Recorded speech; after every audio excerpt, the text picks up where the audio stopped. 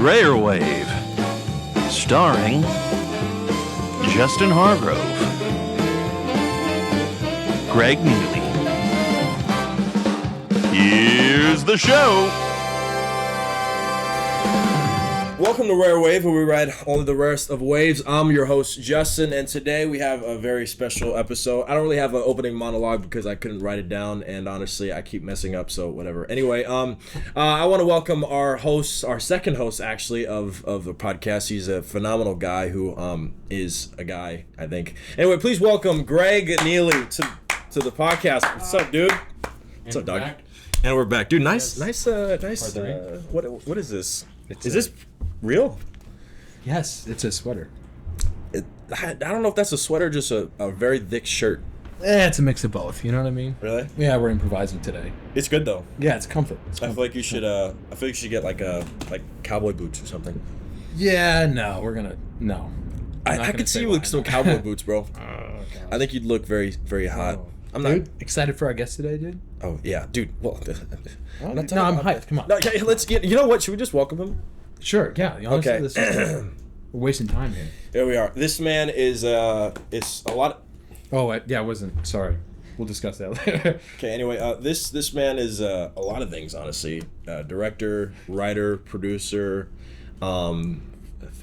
What else are you? What'd you say? Editor.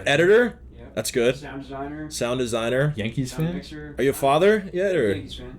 Not a father yet. father that you know? Father. I'm just kidding. Nice. Please welcome to Rare Wave our second guest. First real guest. Just kidding. Shout out to Danny. We love you. Please welcome Gavin. Okay, how do you say your last name? Konop. I was gonna say that, but I was like, there's a slight chance that it's not. All right. Anyway, please welcome Gavin Konop to the stage, guys. Dang it.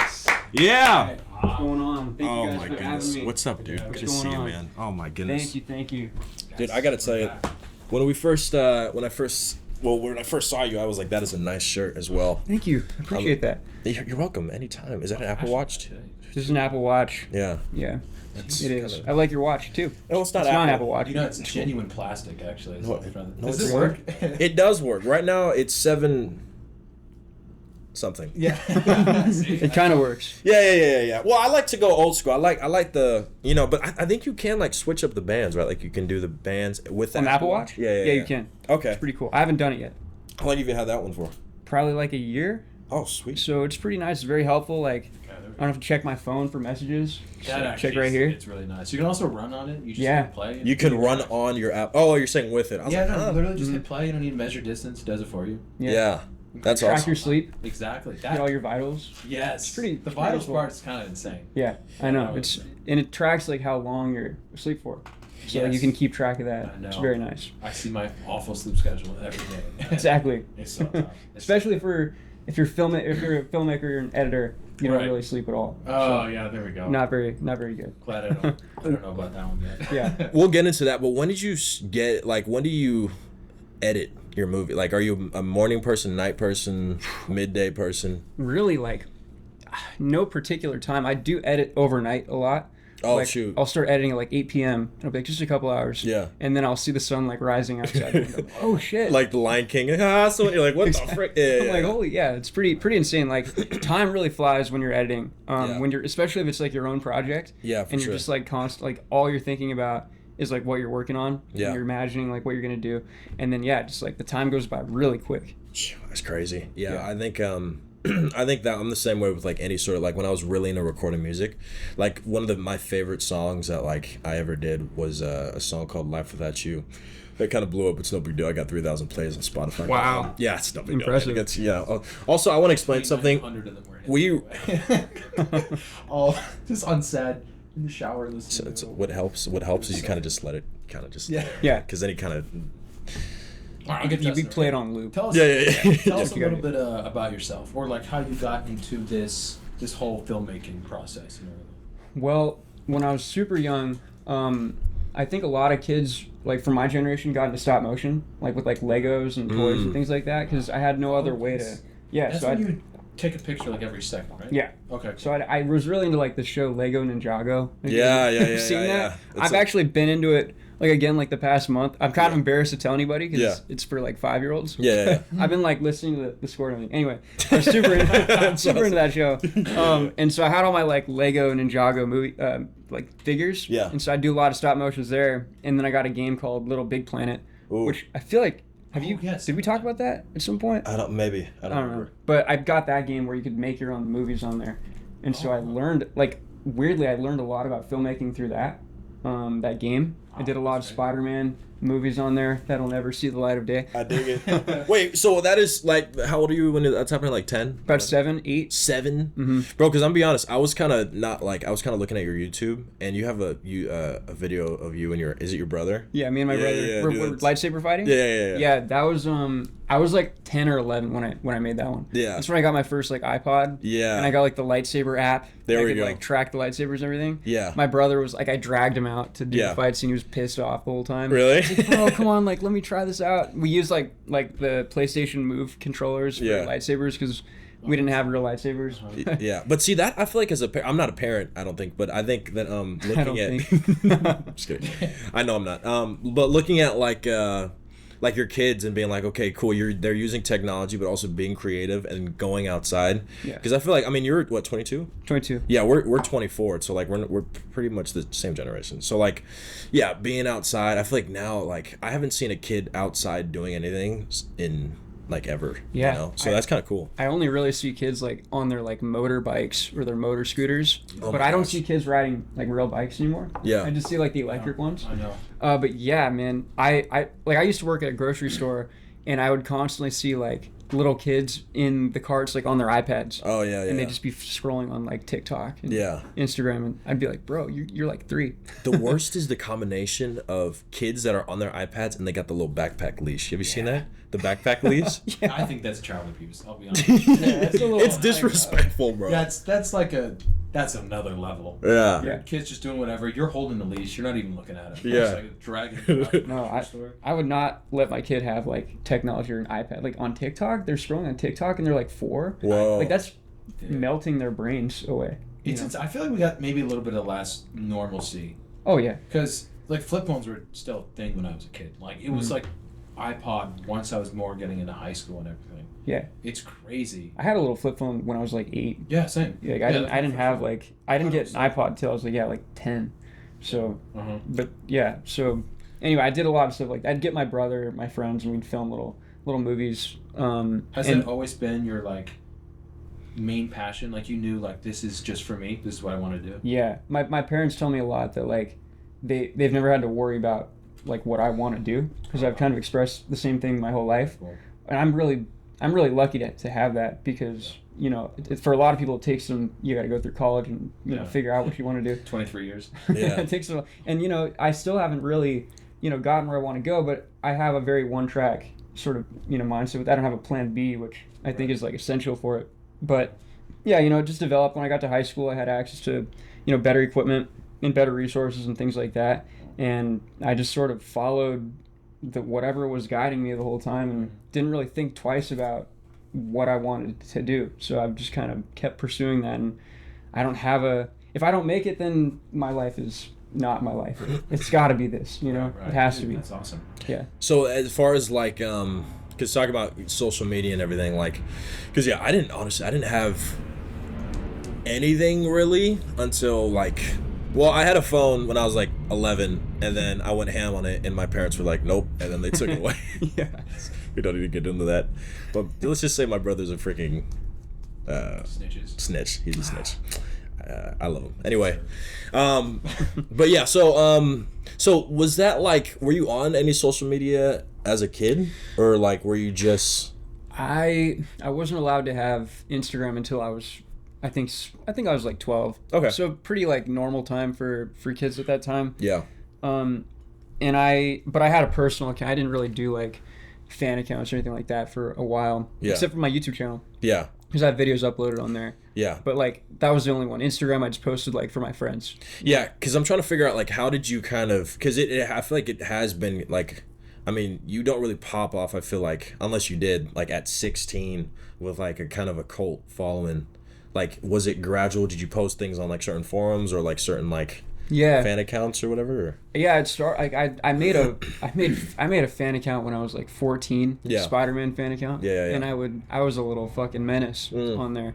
Yeah. I was a very opinionated about Spider-Man, and I was very vocal about how I felt about, certain movies or interpretations of them or whatever. I was a little chronically online kid around high school. Yeah. And so I built a platform through just being so opinionated and loud in the community. Yeah.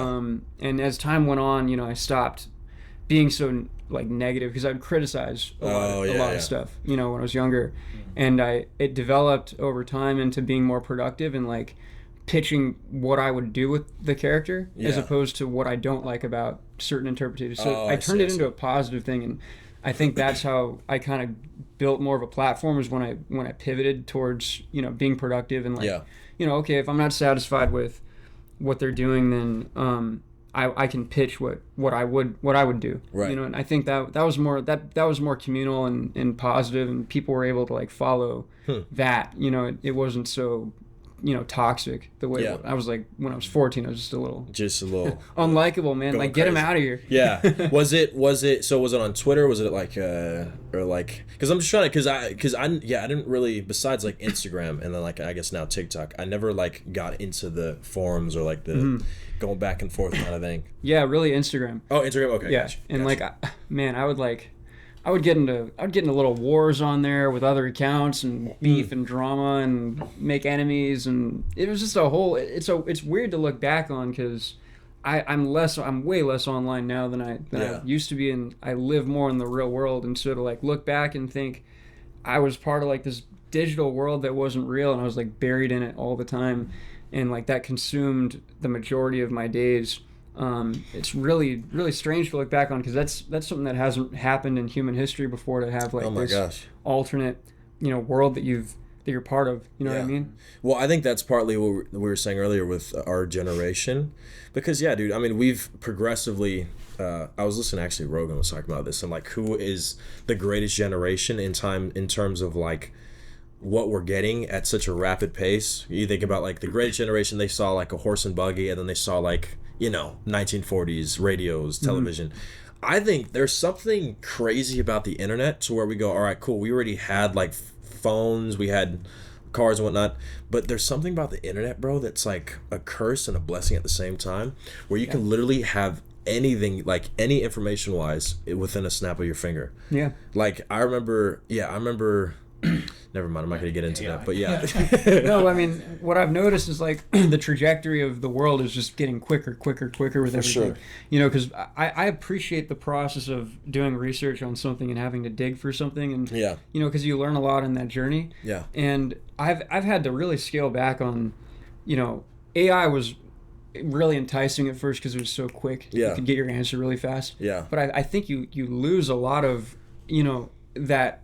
Letting the cogs in your brain turn when you're researching. You go into a library and you do really manual research, and you learn a lot during that. But with AI, it's so instantaneous, and they're just continually trying to speed up the world, and the rate that we consume things and do things, and just trying to increase output all the time. I kind of liken it to, I feel like a like in math, where like I just use a calculator, but you don't like realize that your brain is, that muscle is being developed. So then you're applying it to math in this part, but then there's something about like people that are really good at mental math. Those are the type of people that are really great at problem solving, because they're just going, okay, cool, this is that. I suck at math, so I'm like, obviously, like, too. Greg's good at math. He can do mental math. Like, Greg, what's 10 plus 10? 20. See? Damn, that was quick. That's crazy, dude. Here, give him one. It's a gift. What's 2 times 4? 6. Dude. Holy shit. I thought, no, it's 8. Wait. No, it was a joke. Oh. Yeah. See, I'm slow, son. It's crazy. But Justin was always very good at school. No, I I didn't fall was. asleep in class ever. Oh, yeah, I was like, yes, I did. What are you talking about? Yeah, no. I definitely did. What are you See, talking he about? is slow. I'm telling you, this guy. No, because I was like, so did you. We had terrible. No, Justin was a little bit more of a, actually, like he said, his phone, he more did not have his phone than actually have his phone. He was always up to some like mischief. And he'd be like, he'd have it for a week, and next thing he's just like, yeah, I got my phone taken away. Oh yeah, my parents love to take my phone away. My dad's a pastor, so he's very like Christian. Yeah. Which is great, but also but also like it just was like we had a very like stricter-ish It doesn't fit with house. Shift, you know what I mean? And anyway, so enough about my Carl and Joanna. So I want to go back to kind of Spider-Man, because all right, so you got kind of an intro to that. You got your phone around that time, and you started doing movies. How'd you get into Spider-Man? Because I'll be honest, dude, I have never met anybody that was so like knowledgeable about. Well, actually, no, I have, but you were the first person that I would like came in contact with that was like, oh, this is my thing. And then I met people that are like into Godzilla and like other things. So yeah, how'd you get into? I don't even like I've only heard stories of how I got into Spider-Man because for real? I don't even have a memory of my life like before Yeah. him. Like it's a really weird, like permanent, inescapable connection I have with the character because I mean I'm told that I was sat in front of the TV when I was like 2 or 3, and Sam Raimi's first movie was playing on the TV and I was just like locked in on it and I couldn't get my eyes off it and it was just an obsession. So I don't even have like a memory of getting into it. I just have memories of like gaining more knowledge of the character. Yeah. But like, man, that character, I just feel like intrinsically tied to him. And the past few years have been a little bit difficult with trying to get myself away from the character because, you know, making a feature-length film about him basically by yourself in terms of like with the writing and the directing and the post-production and everything, like that's all you're thinking about. So I was more connected to the character than I'd ever been before because it was every day just Spider-Man. And I've I it's good now to get myself away from the character, but it's really hard to like keep him away because it's just like tied to my brain, you know, like connected to it. But you know, I think I've done well. It's like an addiction. Like I'm trying to like get rid of an addiction to this character. Like, and you know, there was a period where I would actually stop people from bringing up Spider-Man around me, like in 2024, like right after the movie came out. Yeah. Because I was like, I just don't want to talk about him anymore. I was so exhausted. And we had like me and Spider-Man had a little breakup. Now we're on good terms. But You know. My bad for bringing it up, but no, like I can talk about him now. I had to go through that arc where I'm just completely. I had to have no contact with Spider-Man for a while. Yeah, and also, dude, it's because you come across as like older than you are, but also too, you're 22. It came out when did it come out? 2023. 23. Yeah. So you were. I was 20. 20. Yeah. Yeah, dude. For anybody. Or I was 19 actually. Still a teen. That's crazy. 19. So you kind of just grew up with Spider-Man. When did you? So you were saying like, all right, cool. I'm watching. I'm kind of going back and forth with people online, and then I'm let me actually show what I would do with the character. Do you start writing the script, or are you kind of telling people, hey, like if I could do this, this is what I would do?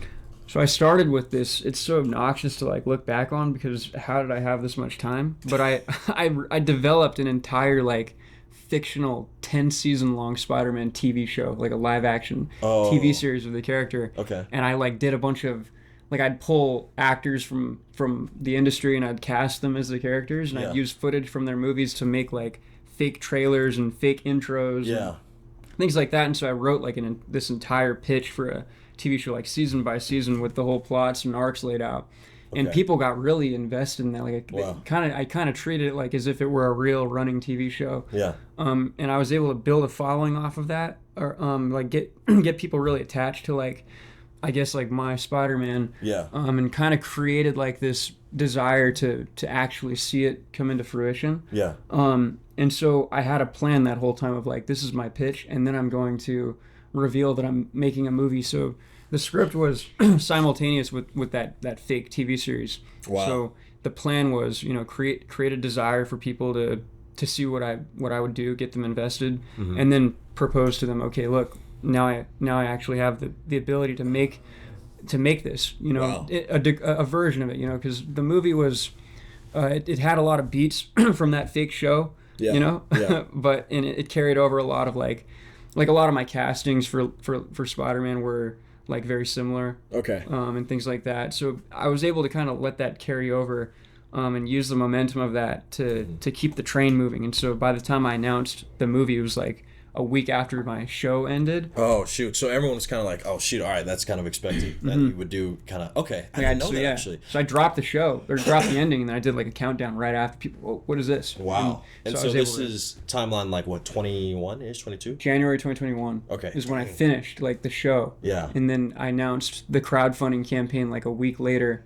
Wow. And then I had a whole plan of like, slowly give people more information over time as opposed to like drop it all at once. So like the costume I hadn't revealed yet, but I ordered it before announcing the movie because I wanted to show people it's not going to be like made in my backyard type of thing. Like Because and not to interrupt you, but like what's been up to this point? What's been like the culture of fan films? Because I think I honestly think that you probably changed how like fan films were like because you raised the most out of any fan film. Right? There are fan films that have raised more than me, but I think superhero fan films. I think Spider-Man got the most. Yeah. I don't know what the metrics are, but as far as like I feel like as far as data, like people, amount of people watched it, the amount of money raised. I think as far as Spider-Man is concerned, I feel like you're doing freaking as far as you know what I mean. So like, had you seen some of those? And be like, all right, cool, I'm not doing that.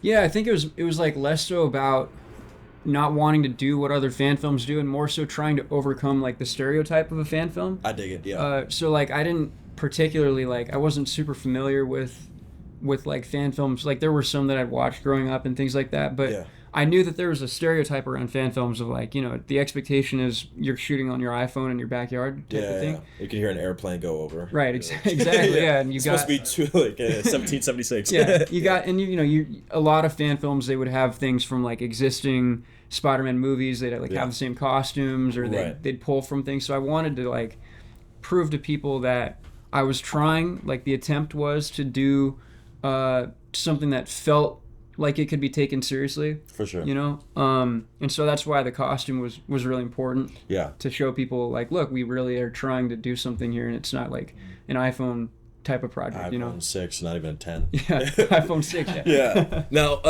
so the designers, which by the way, where are they from?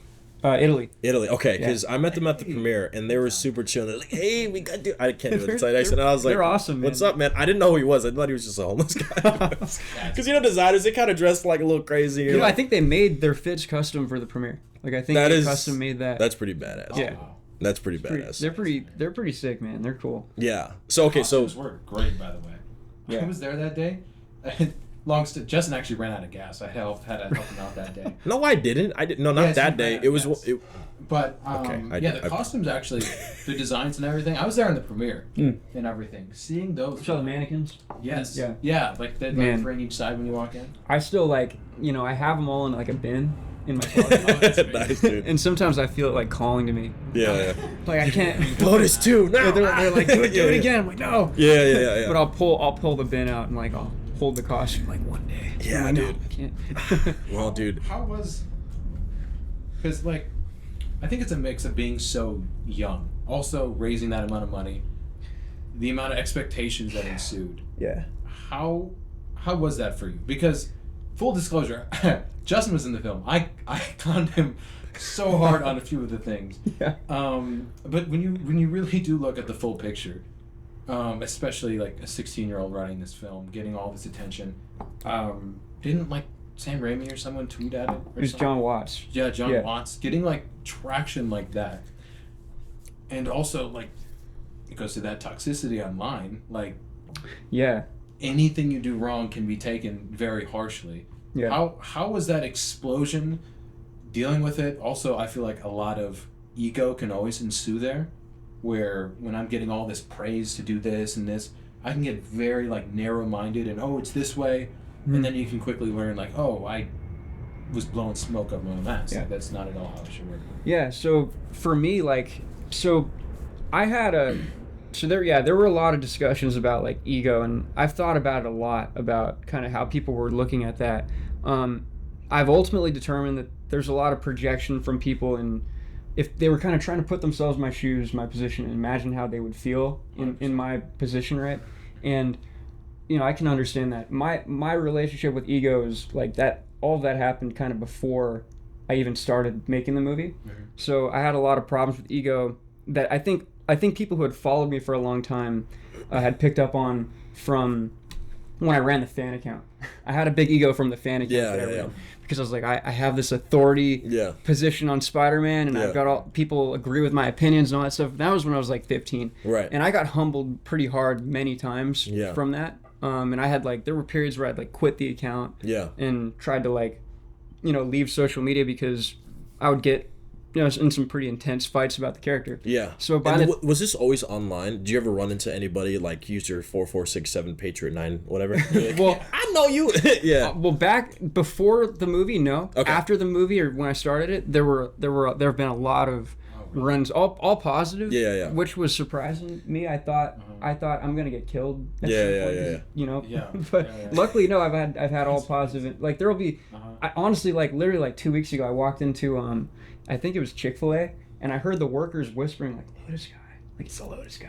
It's fuck, dude. I can't get away from it. It's the Lotus guy. But that's always, I feel like it's always, anytime you get recognized, it's always, even if it's, you have some sort of content, it's always positive. No one's ever going to be like, yeah. Or decently respectful, where they could have very well been saying some nasty stuff online. Yeah. There's always hey, you have to commend someone for the project.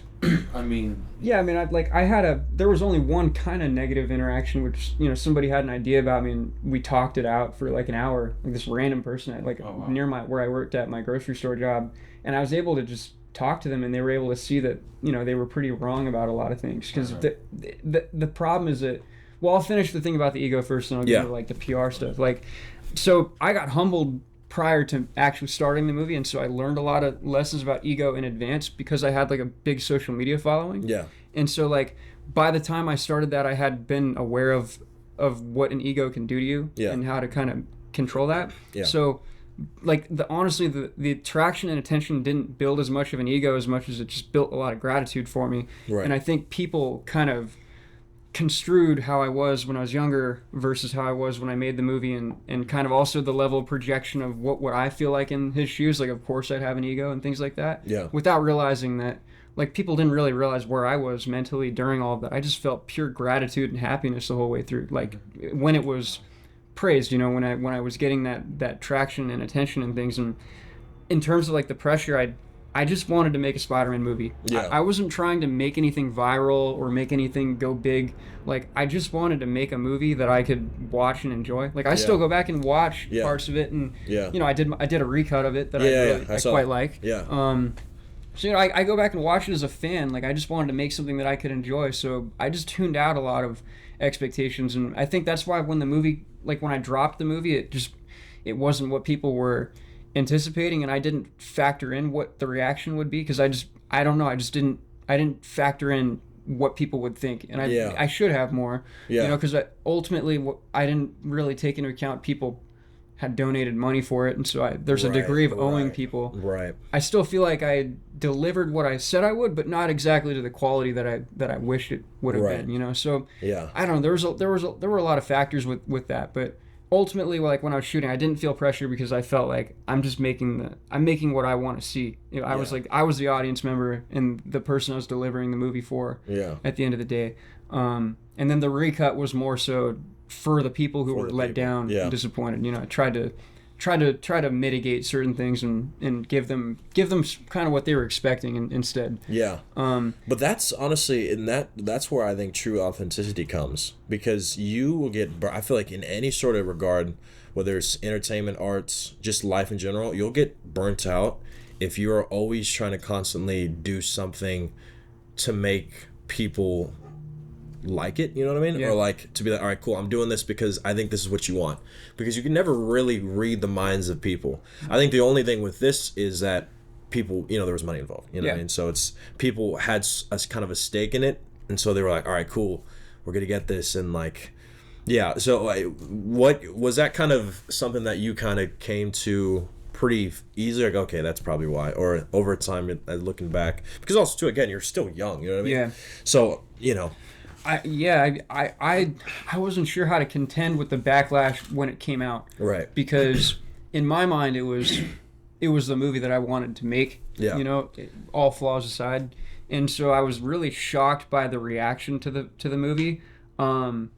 because I knew, of course, there would be backlash regardless. I mean, Yeah. it was inevitable, but like the degree of it and the amount of like hatred that was brought towards it, that was unprecedented for me. Right. That was like super out of left field. And I think people really misconstruing my motivation for making the movie. There was a lot of accusations of like me making it for spite or like me trying to prove a point, and it literally like was never about proving a point. Yeah. I feel like a lot of things I had said to people publicly, like really begging people to not compare it to official movies and just, appreciate it on its own merits. Yeah. And people just sort of disregarded any statements I made about not comparing or not trying to compete. Just all got tossed out the window in exchange for a narrative that I had no control over. And I mean, there's a whole myriad of like, not having a PR manager was really hard because I couldn't manage fake accusations, true ones, taken out of context. Was like I couldn't sort through things. So like people could whip up a screenshot in 5 seconds, slap my logo on it and toss it out, and my voice had no power to take it down. And also the tough thing about it too is that that you had this stuff come out, and then also once the movie came out there was like a whole, so did you feel like kind of was like another wave of it going on? And I was prepared to like, it's crazy, every single thing that like that entire second wave of controversy, not a single true thing from any of that. Wow. And I was prepared to respond and like make statements and whatever. But I thought, okay, this time I'm just not going to respond because none of it's true. So I'm not going to give any of it validity. Yeah. And that strategy didn't work either because people just took those and ran with them. Wow. And I had, I was ready to go out with evidence and proof and disprove things and whatever. But I had learned by that point, people were not going to listen to anything that I said. And I just didn't know what to do. Like I had no connections to like a PR guy to try to, put my statements out there and, control what was going on. Right. And so I thought by ignoring it, it would just go away. And just, that didn't work either. So I still, honestly, it's a mystery to me of how to deal with that in the online age and then like I just thought, AI came along soon after that. And now just knowing how easily things can be faked. Oh my goodness. It's getting scarier and scarier. Yeah. Like I would log into Twitter and see my name slapped on a message that I'd never typed before. Jeez. And it would just be like millions of retweets, millions of likes. Yeah. And it's really easy to, like, how do you disprove something that was never proven? Because a lot of the screenshots were not backed up, they weren't validated, whatever. I could say I didn't say that. Yeah. People don't want to believe me. Right. And how am I supposed to disprove it? I don't have a way to disprove that what I mean? So that part was really tough. And then trying to take accountability for, like real things from when I was 13 versus trying to disprove the fake ones. Yeah. It sounds like you're deflecting if you say it's fake. It sounds like you're taking responsibility for what you didn't say if you take accountability. So that was really hard to how do I address all this? Like it was tough. Yeah, it was a storm. And I remember I think I texted you. I think I texted you and Warden, I think. Like the first time around. Because for me, like, dude, one thing I'm very, very blessed with, I'm very, very happy is that I have probably 4 or 5 guys in my life besides my family that I can go to, and like even if I don't want to hear it, they'll give me like good advice. Yeah. I know that they're there for me and I'm there for them. Greg's one of them. And so was there anybody in your thumbs up sound like, what's up, guys? Yeah. No, he's the man. Was there anybody in your life at that point that you just went to and was like, I don't know what the hell's going on? Yeah, the producer, I think he drove you, Jacob. Jacob's the man. Jacob's the man. He picked you up and drove you to say he's somebody that I talked to pretty much daily after the controversy. Yeah. Because I don't know, I was getting a lot of opinions from people that were conflicting, and some people wanted me to say this, some people wanted me to say that, and I was just getting tugged in every direction of like what I should be doing, because a lot of people had a stake in the project, and they wanted to save face. Yeah. So I'm getting advice that will benefit them, or I'm getting advice that will benefit this person but throw this person under the bus. Yeah. And I didn't want to throw anybody under the bus unfairly, and I didn't want to be untruthful, because there were a lot of like I don't know. There were a lot of people trying to, persuade me in certain directions, and I wasn't willing to budge for it. Yeah. And Jacob was the only one who stayed authentic and true to the facts, true to being authentic with people. Yeah. And I knew, people are still going to kind of think what they want to think, and that's fine. But really, he helped me just be authentic and true. Yeah. I'm still I'm proud of my apology video still. Yeah. I felt like I addressed things pretty well. Yeah. And the comments seemed to appreciate it too. But still, people would take that out of context. And right. like I saw when I did the video, there was like a TikTok that was like, he just cried the whole time and didn't apologize. And it had thousands of likes. I was like, what? I didn't shed a single tear, and I don't know. Like, I think it's interesting. You see it online all the time. You were a product. You had to experience it. There's a very much almost a rush to hate, and it becomes cool to hate, and point at someone's downfall for your own entertainment, without any like actual backup. Yeah. I talked with Justin. He's like, dude, I had a great experience. Like that, everything about this like set, all that, it was fantastic. And I remember we talked about that, and even just like hate after the show, and like, oh, I would have done this. I think you nailed it. Where there's a lot of times you'll look at someone and like, oh, this should have happened. This, and I remember, I believe it was my dad. He told me like, no, you're looking at them what you would do in their shoes. Mm-hmm. That's completely different, and don't confuse the two. And it was very much like a light in the tunnel moment of like, oh wow, that's very true. Like, there's a certain arrogance of like you put yourself into someone's shoes, and then not even factoring in the part of the age. Mm-hmm. And all the things. If you dig into anyone, any certain like little thing, someone will explode about the smallest thing, and there's a very much like righteousness to it, and kind of point and holier than thou. Yeah, there was like people were trying to also like get me to do a lot of performative things that didn't feel authentic, and like I just felt like I wasn't the person to do that. Like I felt wrong, and I felt fake. People wanted me to fake things to like earn back trust from people, and like do performative things, and I was like, I don't know, that doesn't feel right to me. And so like, people did try to put themselves in my shoes and like say what they would have done or whatever, but like ultimately I felt like any move that I was going to make would have been wrong. Right. So I just tried to do what felt authentic, and that's it, and not what would win people over. So much like people want. I don't know. Just I didn't want to. 100%. Didn't want to get into that part. They're not the ones dealing with who you're dealing with. Mm-hmm. They're advice. I want to hear it, especially if it's unbiased advice. If it's from someone who genuinely cares about you and your well-being, absolutely. I want to hear that wholeheartedly. I like to call it a bubble, and I have this certain circle that I know loves me wholeheartedly, and I will listen to their advice completely with an open mind. I might disagree with it. Let me actually think about this, because I know this person has their best interest in mind. If they don't, to be honest, I will take it lightly. If it's not someone that I know knows me well enough to call out something, whatever it may be, it's important to look at it, but also look where that word is coming from. Yeah, I want to be surrounded by people who will call me out and be critical 100%. and be truthful. Like I want to know if I'm doing something that's not the right thing I should be doing, or the best thing I could be doing. Like I've honestly started to kind of cut out people who have just been like, they would praise what I'm doing to my face and they'd criticize it somewhere else. I just want people to tell me bluntly, and I do the same for people. Like sometimes my friends will send me a script that they wrote, and if I think it's terrible, I'm going to tell them that. I don't want to go and talk to somebody else about it being terrible. I want to tell them that it's terrible. Yeah. And I have no idea how many times I've looked at him and said, this song is awful.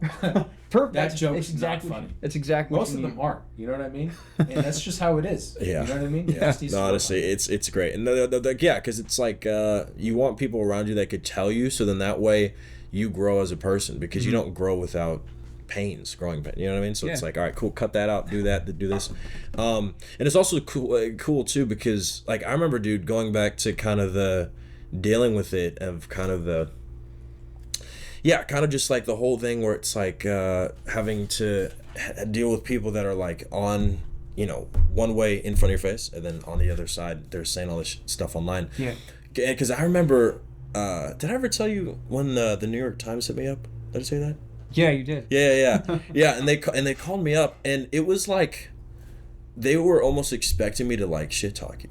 It was the weirdest thing. Well, you know what's interesting? Like, not to pivot, but like, none of the actual rumors about the movie came from the cast and crew themselves. It was all from people outside. Of like, this person heard about this, or this person heard about that, or this person wasn't involved in the production, so they were bitter and pulled stuff out. But everybody within the cast and crew, like, actually only had positive things to say. Like, I don't know if you saw about the VFX artists. Like, there were accusations that they were mistreated and they weren't paid and whatever. The VFX artists all individually came out and defended me and said they were paid well and they were treated well, and they actually provided evidence of me, you know, being fair with them. I didn't know that. People completely disregarded it and decided to speak for them, you know, because it was one disgruntled former VFX guy that the rest of the VFX team kind of, oh, you're kidding. we all wanted to get out, and that so the one guy decided to come forward about, because that's something I saw a lot, especially once the movie came out. All the kind of reaction videos, you were like, get this guy into the VFX, and I was like, man, this. So I thought that was one where I was like, dang, I don't know what happened with the VFX. Yeah, people. No, they released a video, like all of them talking about their experience working on it, and it's like at the end of the video they provided screenshots of our conversations and provided proof of me paying them, and they only had good things to say. But again, the internet, like the way they did with my video of like twisting it for whatever reason, did the same thing with them. Like they would speak over the people that they're trying to victimize, you know? Yeah. It was really, that was the worst part for me. I thought, okay, for sure, if it's coming from their mouths, people will change. But man, totally disregarded. Yeah. Well, that's people for you. But I want to get into the movie. Okay. Well, oh shit. The greatest movie I've ever been a part of. Sorry. I'm just kidding. God. The only movie you've been a part of. Actually, no, that's not true. I've been in some movies. Well, you had 2 seconds. It's not about me today. Yeah. It's about Gavin. Damn it. It's about Gavin. You. And I want to talk about the movie because I will say this. It was the premiere was in my opinion one of the best nights of my life. Because I was, dude, freaking heck yeah. It was so hot though. Dear God, bro. All right, let me tell you though. All right. Also, Greg, the entire time was going, dude, I'm sweating. I'm so sweaty. I was like, bro, watch the movie. No, I could have wrung my shirt out. It was, bro. Oh my gosh. All right, so we got iconic theater, by the way. Great theater, except for their air conditioning. Because did you guys know that going in that there was no AC or no? So we paid everything. They did not warn us in advance to the payments. Like we made the deposit, we made the payments, everything like that. We got the theater rented out, and literally like a week before, they're like, "Hey, by the way, the AC has been out for like a year."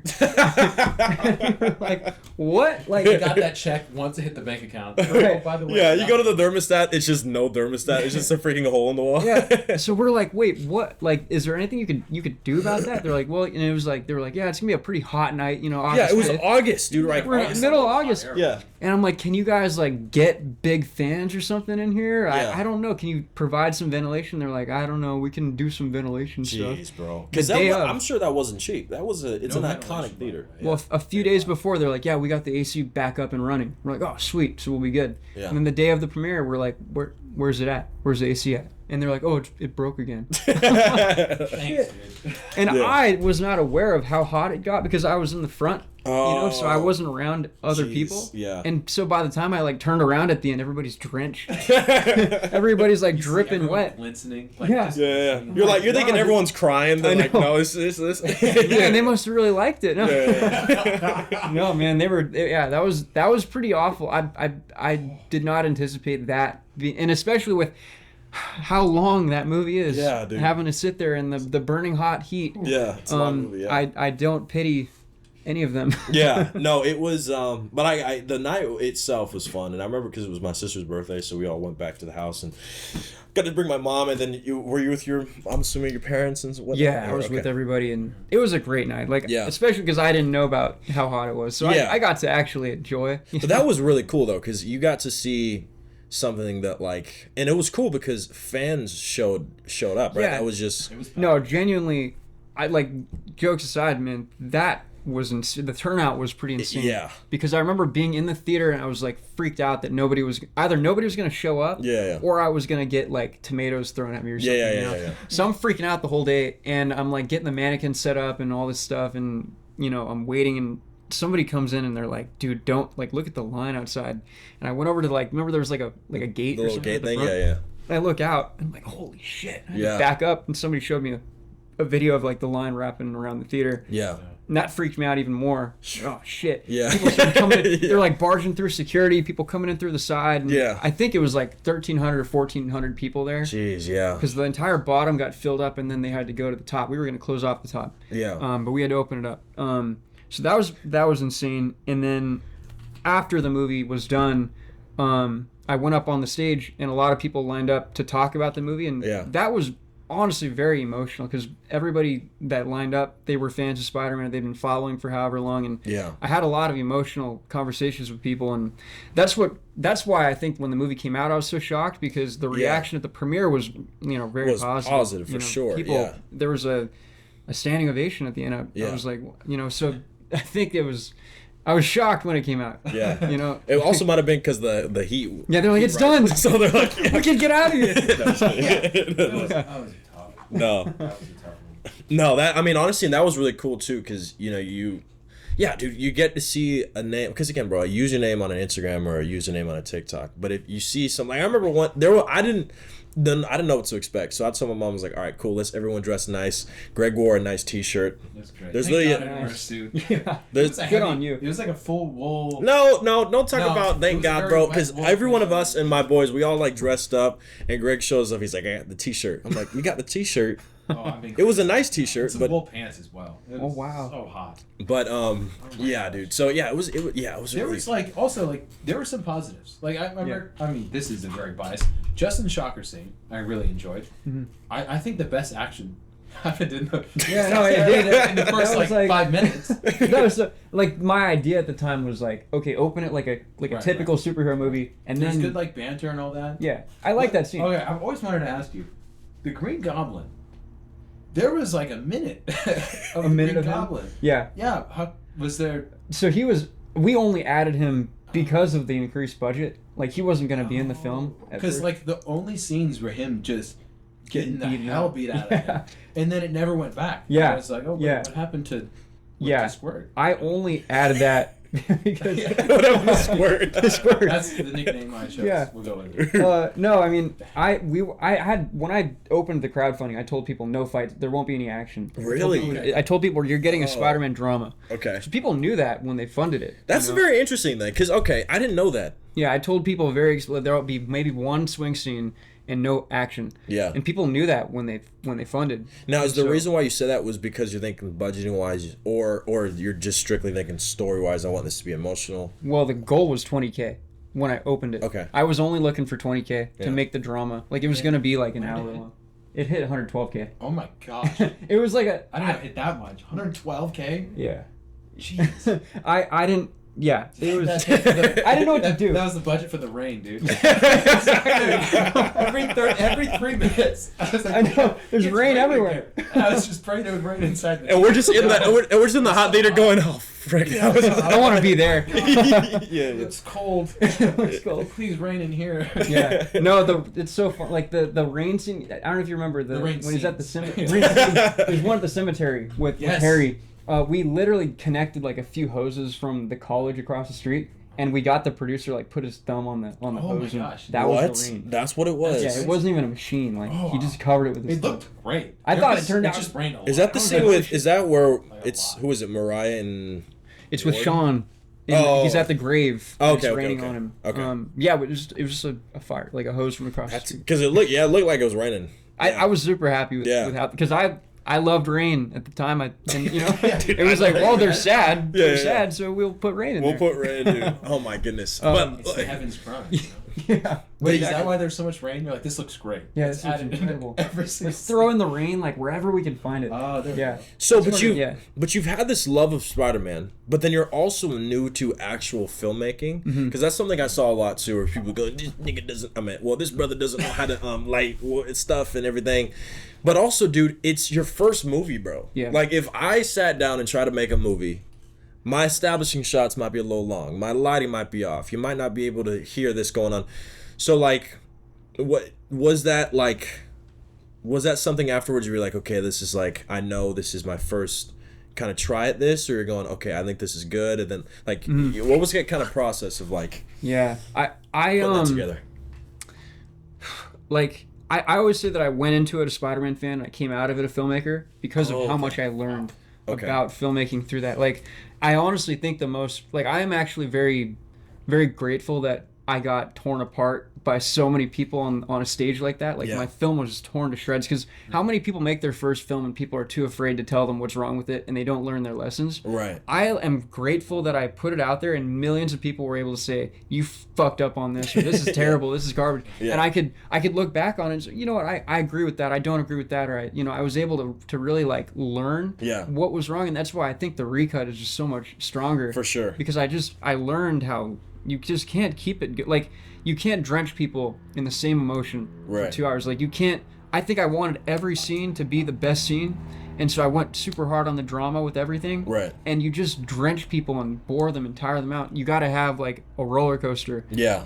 In order for them to feel the emotion. So I tried to, with the recut, I did a more like I had lighthearted beats, and I kind of dialed back the emotion in certain places. So the ending and the parts where it really mattered, those could hit hard. Yeah. As opposed to sad scene, traumatizing. You know. Because it is a science of filmmaking, but also I think a lot of it too is freaking growing pains. I think also too a lot of people that are watching this and they're going, man, I've had growing pains. Let's say from like a filmmaker or director, and I didn't have this budget. So that's in.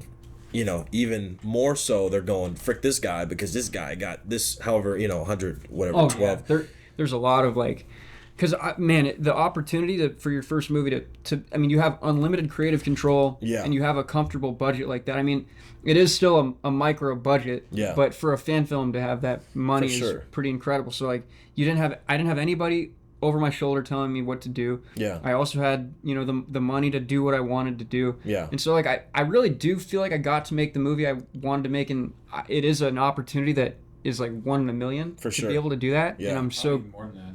Yeah, probably. So the massive odds. Sorry. More like 1 in a 112. Thank you. Yeah. That was necessary. It was a great... Yeah, no. Sorry, you were saying. You interrupted. No, it's... Joke there, sorry. Just an insurmountable odds. So I get the looking at me like wanting that opportunity, because I would probably feel the same way. I'd probably feel bitter towards someone having that. And like I'm conscious of that, and I know some people feel like the opportunity was squandered or whatever. I'm grateful that I had it, and I still to this day, even with all of the things that came with it, I'm grateful that I got to do it. Like, I got to make that movie. All flaws aside, Yeah. Do you have anything, Greg? It's honestly, it's very inspiring. I want you to know that. I think I like briefly introduced at the premiere. You met 1,000 people probably that night. But even talking to you now, that's honestly such a great perspective. Because like, even from like knowing what you went through after that, honestly, few people have gone through that and everything, and more of the gratitude or like looking at the positive and sticking to that. I think one of the best piece of advice I've gotten, I'm a new EMT, so especially working in the field, talking to paramedics and everything, you're very like raw. And I'm yes, I've freshly started in all this, but remembering like that expert I'm working with started at nothing as well. Mm-hmm. He had no idea what this medicine, whatever, and they also started at nothing. Like, yes, I'm getting there, but it takes so much work to get to this point. And going through those pains of filmmaking, and you saying like this, it's all or nothing for me. I myself didn't exactly have that like trajectory where I always knew what I wanted to do, but having that and like going all in or having an experience like this, it's priceless. It really is. Yeah. Talk to us about like what's that next step? Learning from this, I know you shared a little bit. It was like, all right, I'm gonna take a break, because then you also don't want to be labeled Spider-Man guy. Right. And like the branding behind that and really venturing out, because as you said, that turned you into a filmmaker. Mm-hmm. What was that next step for filmmaker? Like what is your like aspirations, like all these like goals? What's that future look like for you? Well, right after the movie came out, I like huddled into a cave. I just was I was done. Sure. I was gonna take a long break, and I'm lucky that I'm surrounded by people who they knew that I wasn't done yet, and they knew that I had more to say, and they just pulled me right back out of that cave, and they're like, just make something else, like make something new. And so I started making this like the complete opposite of Lotus. Like literally, Justin went to the first screening for Attempted Murder. It's a horror comedy. And so, dude, I love horror. Yeah, it's a whole little horror comedy, and it's about a bumbling serial killer who can't kill any of his victims because he's incompetent. It turned out like it was shorter, it was faster, it was comedic, it didn't take itself very seriously, it was colorful. Right. Like I tried to just literally look at Lotus and like what could I make that's just entirely different? Not because I never want to make a movie like Lotus again. Mm-hmm. I mean, I don't want to make that again. But like a drama or whatever. I was like, let me just try the exact opposite and just stretch myself to that, to try to do something like that and challenge myself. And so I did that, and I just brought a bunch of friends together. I was like, I'm not going to do any crazy funding. I'm going to like fund it myself for like $1,000, use my resources, whatever, and just throw together this little short film. So it's like 39 minutes long. I had to stop myself from crossing the feature threshold because like I don't want to do it again for a while. And it turned out really good. Like it did well at film festivals, and it there's something about your own characters, and it's something that just didn't exist. It only existed in your mind, and you're able to put it out there, and it's just yours. Mm-hmm. That was a different type of feeling than like taking a character that's kind of shared by millions of people. Now you get to do something that's only yours, and people are seeing it for the first time. Mm-hmm. And that was a very gratifying thing. So I want to chase that feeling again of like, I want to make a character that I feel personally attached to the way I do about Spider-Man, but it's mine now. I want to try to keep pursuing that. So I'm still going in the direction of horror comedy because I had a lot of fun with it. Yeah.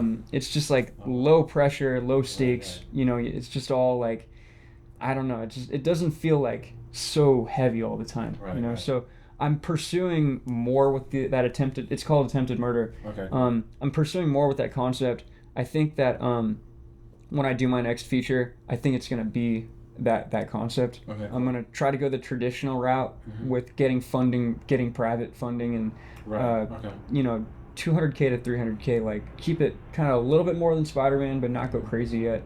And just get that feature off, get another feature off the ground that's fun and entertaining because. At the screening, it was really fun. Yeah. When you get audience reactions to the jokes. Yeah. Comedy. And one of those reels actually went viral because it came on my For You page. It was like, the audience reacting, and I got to tell you, dude, that jump from Spider-Man Lotus to this, as far as how you are, like you're saying, you came out as a filmmaker. Your shots and your dialogue writing, bro. I was like, this is good. Thank you. This is good. Because the concept of he just sucks. He's just an idiot, but he just wants to be a killer. But it's like he's learning from this old guy, and then also just the shots, because I do love that style of. It comes across as like very artsy fartsy, but it's very calculated. You know what I mean? Mm-hmm. And so like, dude, and then all the lighting too. So you could definitely tell that you grew as a filmmaker. I learned a lot, and I put it all into that, and like I'm really happy with that movie. And like I said, like that was really surprising for me because obviously Spider-Man put a lot of doubts in my mind of like my own potential and whether I'm actually good at any of this. And, like it was really scary to make that because again, like it was all my friends and there was nobody professional attached. Right. So there's this fear of like I don't know how this is gonna go. And you're saying at the horror comedy. Okay, gotcha. Yes, murder. Yeah, because your brother's in it, right? Yeah. He plays awesome. One of the jocks. Yeah. But like I was scared making it, and when I did the first test screening with like a bunch of friends at my house for my birthday in 2024, that was my first time showing anybody the film. Yeah. And I was terrified because my friend was like, he was like, you just show him. Like, it's not done yet. I don't know. I think they're gonna hate it. Yeah. And it's still a rough cut, so I was like, it's going to go terribly. And when it ended, everybody really liked it. And it wasn't, I was like, please just tell me if it's bad. Like, I need to know. Yeah. Because if I put this out there after Lotus, it's going to get torn apart again, and I can't go through that again. And so I told people, please be blunt with me and honest. And I got really good, honest praise for it. And that felt like a good step for me in terms of like, feeling putting the pieces back together for myself again. Yeah. Because I think there was a lot of brokenness following that, especially through 2024. Yeah. Like, it almost was worse for the subsequent years, like after the fallout. Yeah. When it kind of died down more and I could reflect properly. So I'm really glad I made Attempted Murder so it could be like that life raft for me that I needed, as opposed to I just do Spider-Man. and then I'm just wallowing in misery for 2 years. Yeah. You know, I'm just glad I got right back into it, and Yeah. I didn't just wallow in it. You know, I think that was really important for me to do. So anyway, with that said, like I feel more confident now in like my ability to do things separate from Spider-Man and do original projects and things like that. So that's really the trajectory for me, is more original and that idea in particular, Attempted Murder, expanding those characters and doing something with that. Yeah. Now, are you still on the festival circuit, or are you done with that? We're done with that now, because Okay. I put it up on YouTube now, and Right, so it's right. out there, and so now I'm just writing a lot. I think 2026, I'm just gonna be writing a lot of scripts. Yeah. What is your favorite part of the filmmaking process? The writing, because do you also do your own cinematography, like shooting, or you're? I don't You have normally do. I've done cinematography for people before, because last year I did a lot of like AD work. Okay. And I did a little bit of cinematography. Yeah. But I think I just love directing. Yeah. I mean, there's something about it, and I think I've learned over time too. Like, I used to wear every hat. Yeah. I'd jump around a lot, Right. and I would stretch myself thin. Right. Now I've learned to like trust people to do Yeah. their jobs, and like I can communicate more efficiently with them, and like trust. I don't have to like run over to the camera department. Yeah. And I can they're gonna do their thing. Yeah. And I can keep myself steady. When I'm directing, and I direct like an editor. Yeah. So I think the editing process might be my favorite part. Yeah. Just because you're getting. You get control, and you Right. just you get to form it. Like it really takes shape in the edit. Yeah. You don't know what it's gonna look like really until you get in there. And I edit with like temp music a lot, so I use sound to edit Right. my stuff. And so you find like I'll be looking. I have to have the music first, and I'm big on movie scores. Yeah. I have like tons of movie scores. That That's I also refer to. something I could tell too is from your most recent project, is that the music was sick, because you definitely, that's a big thing. We're actually working on a short that we actually wrapped, a short film. It's like a stupid cowboy western, but that's another thing too that we were trying to figure out. We're like, all right, cool. There's so much that could take away or add onto a movie if the music is it adds or it takes away. Yeah. And so I think you could definitely see that through what you're talking about. So the editing process, and then how long does it usually take, like for something like a 39-minute short film, from kind of like start to the finished project? Honestly, like After shooting. I was done. We shot it in October 2023, and then I released it. I mean, it was done by like probably December 2024. So it only took like a year. Yeah. I just didn't put it online because I had to do the festival. So, Right. But it took like a year for the whole thing, from pre-production to post, like a year, and I was done. Yeah. So not too long. And like Lotus, I think was maybe a 3 or 4 year turnaround, which like for a feature is pretty good, especially not having help really from anybody. Yeah, for sure, from start to finish. Yeah, that's sick, dude. So then the future would be more kind of writing. Are you currently writing a script right now, or? Yeah, I'm like 45 pages in. Frick So yeah. I'm still working on that. I just the thing that's hard is like just getting yourself to start writing. Yeah, Because yeah. once you're in the zone, you just can't stop. Yeah. But it's just like that staring at the blank page and not knowing where to start. Yeah. Or feeling like you second guess your dialogue too much. Like I honestly, like, I'll leave the script on the table and act out the scenes myself. I'll pretend I do like that I'm the too, characters and do the acting, and then once I can get that, or I'll get in the shower and act out the lines or whatever and try to improv it, and then I get the dialogue and I can sit down and start doing it. Everybody's got their own little process. Like you just gotta force yourself to start writing. Yeah. No, that's awesome, dude. I love that. That's also a process too, because we're working on that short film that I was just saying earlier. But yeah, just that whole process going from start to finish. Because as an actor, you kind of just show up, you kind of do it, and then you leave. And then so kind of what you're saying with the other project, where you're so entrenched in this character, like for example Spider-Man, or for Attempted Murder. That's a movie. Right? Yeah, Attempted Murder.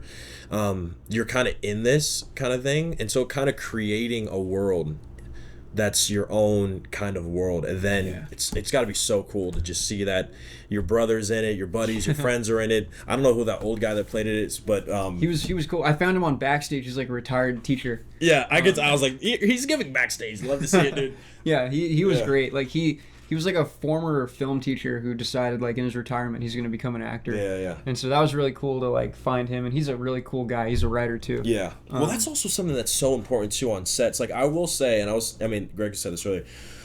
Like what stood out for me too was just kind of sick to put that freaking shocker thing on, dude. Oh yeah. But also just I had so much fun on set, bro. It was so freaking fun. And we did a shoot date that they didn't make the film when we were in the studio and I was in the car and crap. Oh yeah.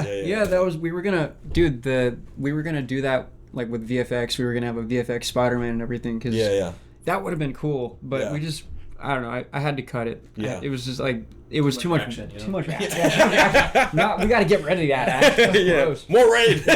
more rain. It Less wasn't action. raining, dude. No, it would have been a cool scene, but it was too much work and I didn't have the means to do it anymore. So I was like, I just got to cut it. But the shocker stuff was really fun to shoot. And that was the most like storyboarded scene in the film. So I think it's the most exciting. The camera's actually moving. It's not just shot, reverse shot, like the rest of the movie. It's a fun scene. I like it. It's cool. That was fun. And that was shot pretty much after everything was pretty much filmed, right? Really? Yeah, so we did all the drama first in Arkansas and New York, and then a lot of the additional photography was going to be the action. Too expensive in LA anyway. Yeah. Oh my gosh, yeah. We shot in like an LA Downtown, alleyway. dude. Oh really? Mm-hmm. Okay. Just like we didn't get a permit or anything. We just shot over there in an alleyway. I don't remember even where. It was literally just in an alleyway. He shot somewhere. Yeah. Where luckily we didn't have to have a permit, but I mean, being a roommate and all, seeing like front row seat, I helped him coordinate a little bit with like the acting crew and everything and setting things up for our short film. Yeah, for the cowboy one? Yeah. I gotta say, something you were saying earlier, just 100% seeing kind of a little bit of, as you were saying, like watching the people react to the jokes and saying like, oh, this is funny. It was very much like me watching Justin front row, like coordinating all this. And I remember at a moment he came to me on the side, he's like, dude, they're laughing. Like, they think it's funny.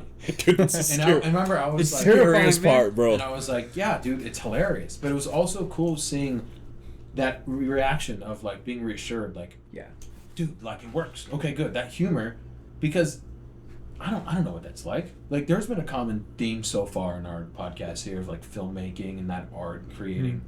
I don't know what it's like of writing it and just hoping it works. And like hoping this reaction or like, does this actually work, or that self-doubt. And I think just seeing the amount of work that goes into something, like behind the scenes, and I played a little part in it. I'd never done anything like that. It was more, I remember I told him like, this is clearly so important to you. I want to play any kind of part I can just to help you along the ride. Like, this is clearly so important to you. I want to help in any kind of progressional like way I can. And just seeing the amount of like care and also the details, the work behind the scenes between the actors, it's incredible. Just I'm sure he'll send it to you. It's a very, very rough cut. I'm sure, as you're very used to seeing. I'm used to it. Yeah. But I was very proud of him. I think it turned out really well. He completely funded the film himself.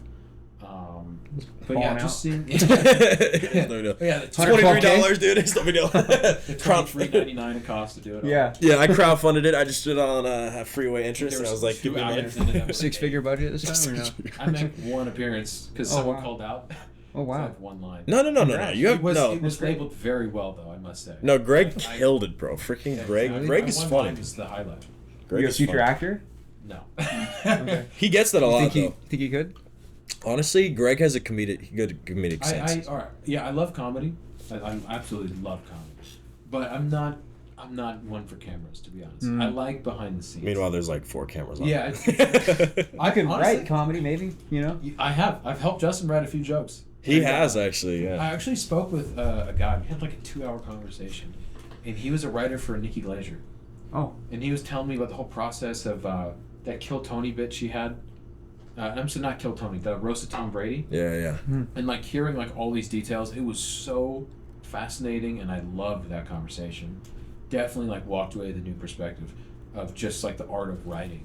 Yeah. But I'm a little bit more behind the scenes as I'm in front of cameras. Yeah. That's more for Justin and everything. No, but what you said, I mean, people really underestimate what goes into. Just you see it on screen, of course, like you see the results, but what goes on behind the camera, the conversations that you have between takes, you know, like the decisions you have to make. Like, well, I think that's my favorite part actually about filmmaking is like when you run into a barrier. Yeah. And you're on a time crunch and you need to think of a solution quick. Yeah. I love that. Especially when you're outside, you're losing daylight, bro. The amount of... Because there's so much you can do when it comes to planning. But when you're there, there's always something wrong. Someone's late. The actor forgot this, or oh shoot, we forgot this at home. Especially when you're very much your own. You have like one or maybe two PAs. That's it.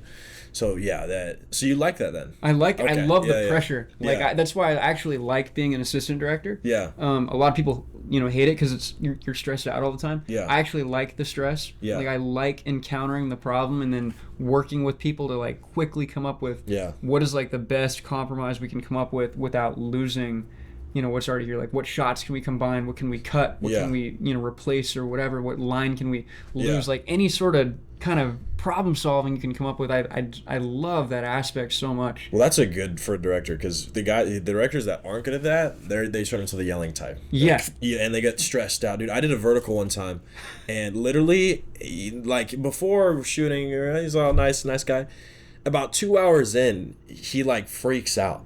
And there's no reason to be freaked out. And so he's yelling at everybody. And it's just like, bro, So, yeah, that is a very nice thing that you're able to, like, you have an affinity towards that kind of. Because your job is to set the tone of everybody working under you and For sure. people working for you. Like, you're responsible for the work is going to reflect the work ethic on set and the attitude on set. Yeah. Your DP and your gaffers and grips, they're not going to work as hard if they just want to leave. They're in and out. Yeah, you want to create a desire to be there. Everybody got in this industry for the most part because they were passionate about film. Yeah. I've met a lot of people who have lost that passion over time because there's so many sets that are so just diminishing. Yeah. And you just feel beaten down by working for so long and working for abusive people and people who are just bitter, and that bitterness kind of rubs off on everybody else. So I try to be that that positive presence on set, because then you get really good work out of that, and then For the sure. 12 hours fly right by. Well, and that's the thing too. It's like you'll put, and this is for anything. I mean, me and Greg will talk about this, where it's like, it's hard for a lot of people, and I guess it's really just how much can we get without spending the most amount of money or time, which is, bro, if you invest into the people under you, meaning that you're treating them with respect, you're making sure that they're taken care of. Like, bro, that was one of the first things going into, like, when we were producing our thing, which was like, I want to make sure these actors are taken care of. We're shooting in a way where it makes sense, so they're not just waiting around. Once they're done, we're at them, pay them, all this stuff. Part of it I know is because I'm also an actor, and so I know what it's like to not be taken care of. But then two, it's just like, to me, I'm like, look, if you take care of your people, whether it's actors or your crew, they're also going to give you a better product. So it's like a freaking win-win thing. So it is kind of fascinating that that's not like really a more common thing. But wrapping things up, I did want to ask you, so with all this experience, all this kind of things that you experienced in the past, what's like some things that you would say to someone that might be watching who's like, hey man, I'm thinking about doing this? Like, what's some advice that you've kind of gained along the way?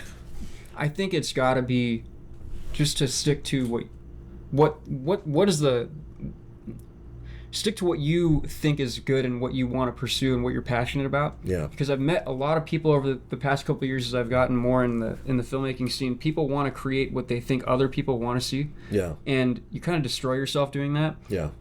You have to stick to your impulse and your gut, and you can't make things to cater to other people, because then you're constantly changing your film and re-editing it, and you're losing what the purpose of the script was and what the intentions that you shot it with.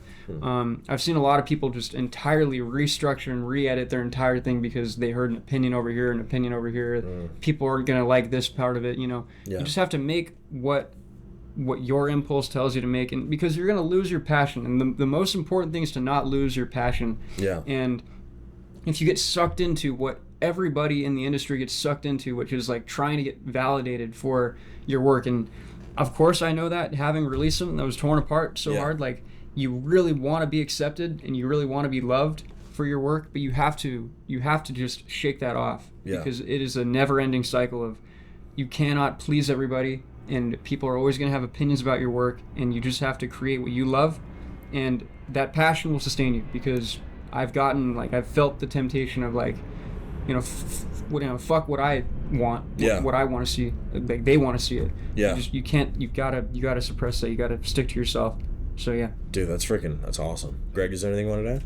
Oh, I think that's perfect. Yeah, Dang. I think that was great. Well said. Go ahead and plug whatever you're doing, social media. Okay. Well, What I've else you just got? released Attempted Murder on YouTube. You can watch it on Gavin Konop. My Instagram is Gavin Konop. My TikTok's Gavin Konop, and I don't have a Twitter account, and I won't. Nice, dude. There you go. It's a cesspool over there. Yeah. But Gavin Konop on everything. Konop. Dude. Nobody knows how to pronounce that. But Yeah, honestly, yeah, and I always say that they probably do it because they second guess it. They're like, oh, it's probably not, so I'll go with Knape or something. Knape. What's the worst? Oh God, what you've heard? so many. I've heard. I think Konop. I'm like, Dude, that's disrespectful. Gavin Konop. Gavin Konop. Dude, thank God that's not like your first name. Because, like, yeah, that'd be like Starbucks. Konop. A latte for Konop. You're like, Yeah. Oh yeah, It's you raps. can get started. Yeah. Mess that one up. Oh, Yeah, my that'd goodness. be awful. anyway. All right, well, guys, thank you so much for tuning in, and we will see you guys next time. Yes. Next time.